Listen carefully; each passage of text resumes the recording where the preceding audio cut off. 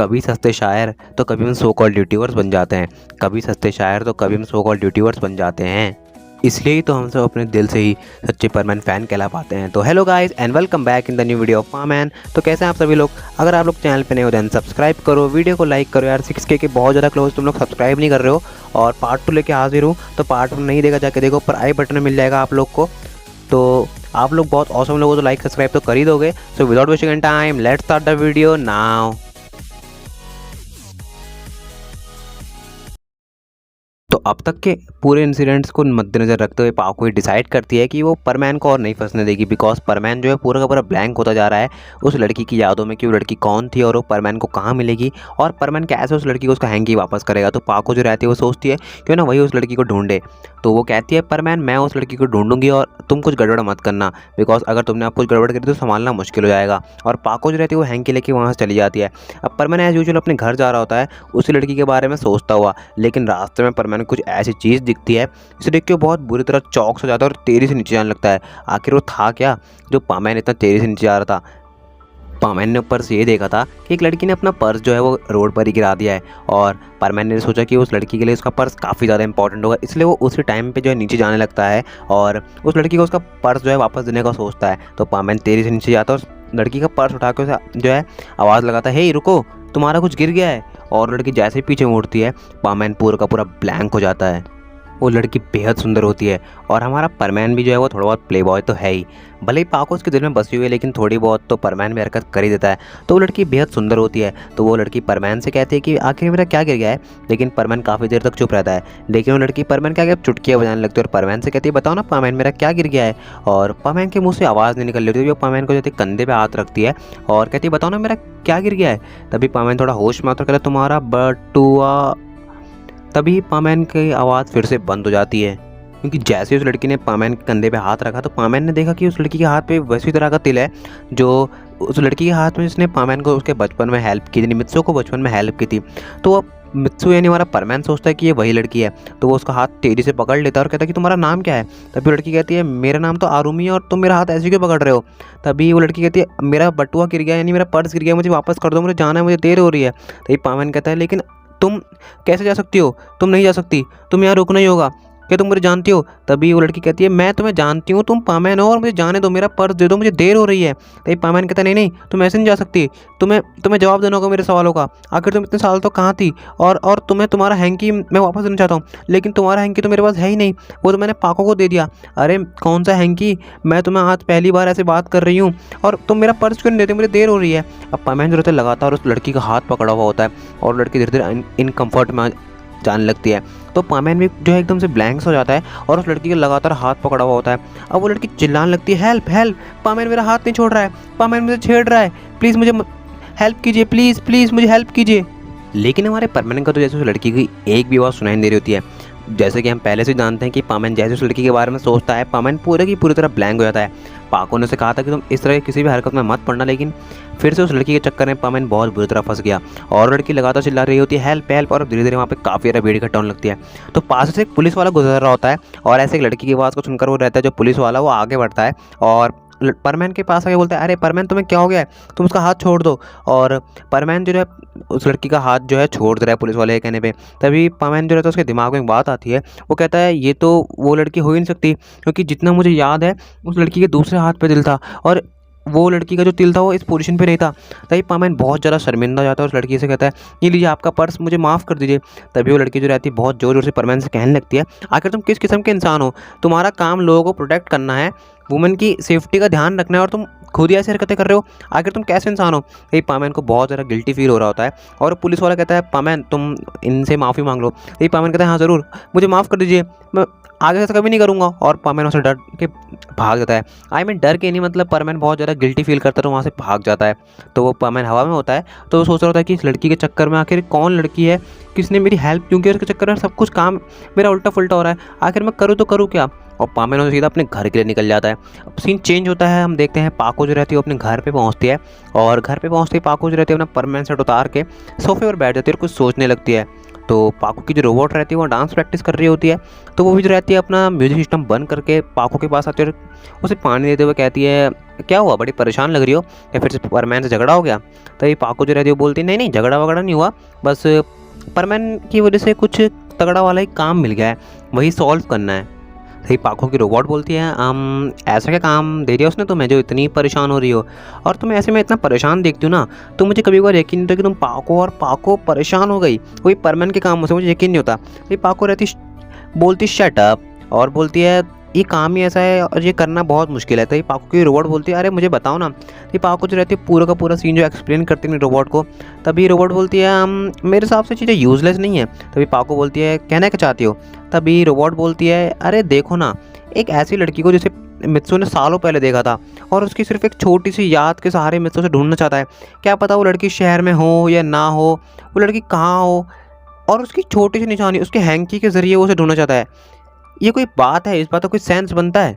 तभी पाको बोलती है हाँ सेंस तो नहीं बनता, लेकिन उसे कौन समझाए, उल्टी सीधी हरकतें कर रहा है, इसलिए मैंने कह दिया मैं ढूंढूंगी, न जाने और क्या क्या हरकतें करेगा वो। तो ये पाको की रोबोट बोलती है क्या मैं वो हैंकी देख सकती हूँ? तो ये पाको बोलती है हाँ ज़रूर, और वो अपनी जेब से जो हैंकी निकाल के अपनी रोबोट के हाथ में रखती है। और जैसे ही पाको की रोबोट वो हैंकी देखती है तो उसे थोड़ा अजीब लगता है। वो कहती है ये हैंकी पाको ये हैंकी क्या मैं रख सकती हूँ एक दिन के लिए? तो ये पाको बोलती है हाँ ज़रूर, लेकिन इसे खोना मत, ये बहुत इंपॉर्टेंट है, कल को अगर परमैन मुझसे मांगेगा तो मैं उसे वापस कर दूंगी अगर मुझे वो लड़की नहीं मिली तो। वैसे भी मैं उस लड़की को नहीं ढूंढने वाली। तो ये पाको की रोबोट बोलती है ठीक है, ये हैंकी मुझे कुछ अजीब लग रहा है। और पाको जो रहती है वो हैंकी जो है अपनी रोबोट को एक दिन के लिए दे देती है। तो अब पाको जो रहती है सोचती है कि परमैन से होकर इस बारे में बात करे कि ये सब यूजलेस चीज़ें हैं, तुम इन सबको छोड़ दो। तो नेक्स्ट डे हम देखते हैं ड्यूटी का टाइम होता है और हमारा मित्सु जो रहता है वो अपने घर पे पाको का ही वेट कर रहा होता है। एज़ यूजुअल आज उनकी ड्यूटी का टाइम है, लेकिन उन्होंने डिसाइड किया कि यार वो ड्यूटी नहीं करेंगे और आज मित्सु मेरे के एक बहुत ज़्यादा शानदार कॉन्सर्ट में जाएंगे। उनका ये प्लान काफ़ी पहले से बना हुआ था, इसलिए उनके बदले की ड्यूटी करने के लिए पायन और बूबी आने वाले हैं, लेकिन ड्यूटी दे है तो बर्डमैन को पता नहीं चलना चाहिए। तो अब पाको जो रहती है वो मित्सु के घर पर तैयार व्यार होकर पहुँच जाती है। तो मित्सु से कहता है अरे पाको तुम इतना तैयार होने में टाइम किसने लगने लग गया है, तुम कब से इतना सज धज के आने लग गई हो? तो ये पाको बोलती शट अप, मुझे अच्छा लगना काफ़ी अच्छा लगता है। तभी मित्सु बोलता है अरे ठीक है, लेकिन तुमने मेरा कुछ काम किया, आई मीन उस लड़की को ढूंढा? तो ये पाको बोलती है अरे तुम इतने अच्छे मूड को क्यों ख़राब कर रहे हो? तो ये मित्सु कहता है मैं अच्छा मूड ख़राब नहीं कर रहा, मैं बस पूछ रहा हूँ। ये पाको बोलती तुमने मेरा पूरा का पूरा मूड ख़राब कर दिया, अब मेरा अच्छा मूड कैसे बनेगा? तो ये मित्सु कहता अच्छा मूड बनाना है, वो तो मैं अभी बना दूंगा। तो ये पाको बोलती कहना क्या चाहते हो? तो ये मित्सु पाको के पास जाता है और उसे कस के पकड़ लेता है, कहता है अब बताओ तुम्हारा अच्छा मूड कैसे बना सकता हूँ मैं? तो ये पाको बोलती है हे तुम्हें क्या कर रहे हो? तो ये मुझसे बोलता है तुमने ही तो कहा तुम्हारा मूड मैंने ख़राब कर दिया, तो मैं वही मूड अच्छा बना रहा हूँ, बस बताओ ना तुम्हारा मूड मैं कैसे अच्छा बनाऊँ? तो ये पाको बोलती है अरे तुम ऐसे क्यों कर रहे हो, कोई आ जाएगा। तभी मित्सु कहता है अरे आ जान दो ना, उससे मुझे कोई फ़र्क नहीं पड़ता, तुम्हारा मूड ख़राब है और तुम्हारा वो मूड अच्छा करना मेरी रिस्पॉन्सिबिलिटी बनती है, आखिर तुम यहाँ मेरे लिए आई हो, ये मेरी रिस्पॉन्सिबिलिटी, और मैंने तो तुम्हारा मूड ख़राब किया है, तुमने तो बोला। तो ये पाको लगातार बोले अरे छोड़ो पामैन, हमें देर हो रही है, हमें जाना भी तो है सुमिर के कॉन्सर्ट में। तो ये पामैन बोलता है अरे कॉन्सर्ट वॉन्सर्ट तो देखते रहेंगे, तुम्हारा मूड अच्छा करना ज़रूरी है।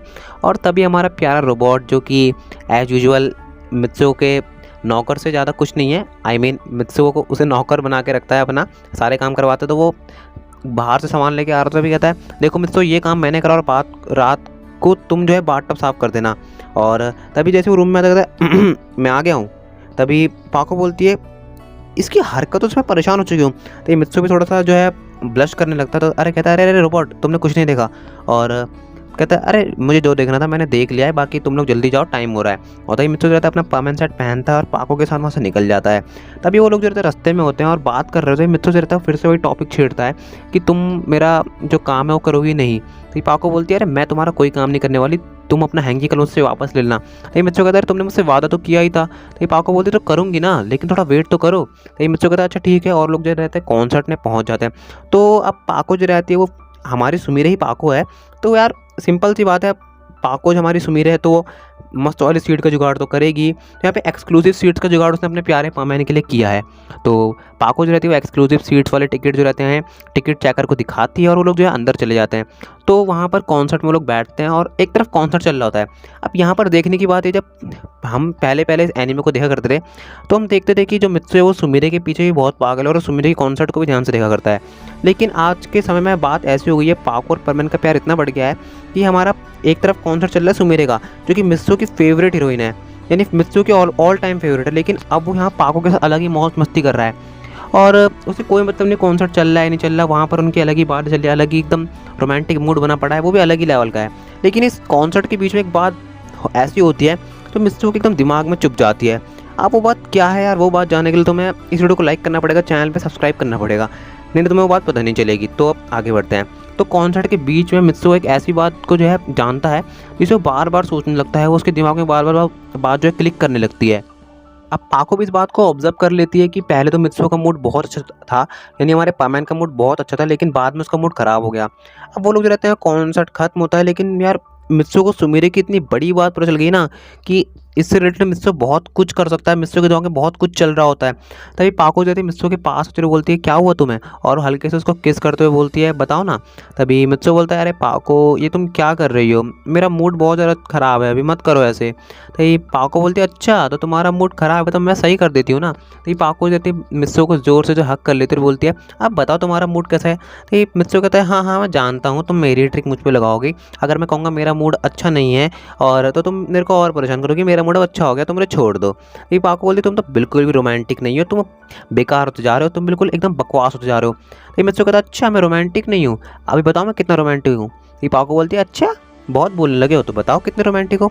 ये मित्सुको हल्का सा आगे बढ़ता है और पाको की गर्दन के पास किस करते हुए बोलता है जानती हो मैंने ये देखा था कि किसी लड़की की गर्दन के पास किस करो तो वो फुल रोमांटिक हो जाती है। पाको बोलती है हाँ मैं भी फुल रोमांटिक हो गई हूँ। और पाको जो रहती है वो मित्सुको के कंधे पे हाथ रखती है और जो है गर्दन पे किस करने के लिए आगे बढ़ रही थी, लेकिन तभी मित्सुको ऐसी चीज़ पाको के अंदर ऑब्जर्व करता है जिसे देख के उसका दिमाग हिल जाता है, आखिर सब है क्या, और वो वहाँ से जो तुरंत के तुरंत भाग जाता है। पाको को समझ में नहीं आ रहा होता कि आखिर ऐसा हुआ क्या।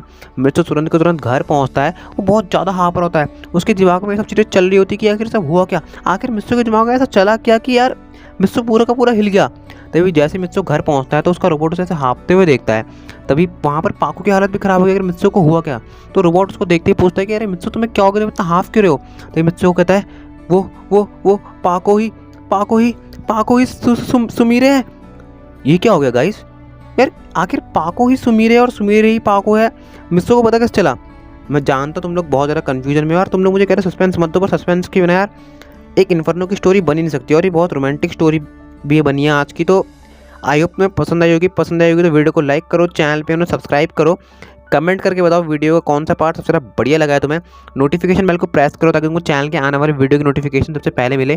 और 6K के बहुत ज़्यादा क्लोजर, सब्सक्राइब तो कर ही लो, लाइक मत करो सब्सक्राइब जरूर कर लो, और शेयर कर दो वीडियो को ताकि चैनल की रीच बढ़े और तुम्हारा भाई तुम्हारे ऐसी शानदार स्टोरी लाता रहे। तो अगला पार्ट जो है वो परसों आ जाएगा, I mean 8 मई को तुम्हारे फ़ोन पे होगा। तो मैं मिलता हूँ तुम्हें नेक्स्ट वीडियो, तब तक के लिए stay tuned with channel and my dear hearted sayonara. तो अब तक के